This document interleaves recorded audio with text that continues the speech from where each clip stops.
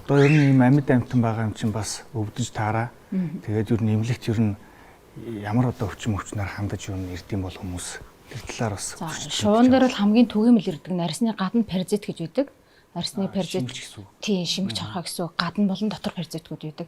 Тэр маань харагдахад нэг мэдэгдэхгүй одоо тийм одоо баг зэрэг жоохон хушуу болон нүдний эргэн тойрон жоохон цайрцсан юм шиг цахлаадцсан юм шиг байдлаар шинж тэмдгээр анхалж илрээд тэгээ явангаараа амтан маань ингээд нөгөө бие майжаад байгаа учраас үснэ одоо энэ нөгөө өдний байдал бүрзих өдөө бүр илүү хаях үс нь одоо эднэр бол айгүй гоё юм гүлгэр аваад байдаг штеп. Тэгтэл бүр илүү бүрзих байдлаар ч юм илрэх байдлаар бол мэдэгдээд тэр үед бол ирээд эмнэлгээс бол тусламж бол үйлчлэгнүүд бол авагддаг.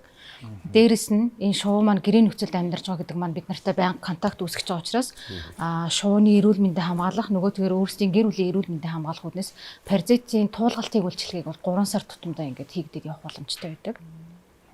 Вакцинжуулалт бол байхгүй.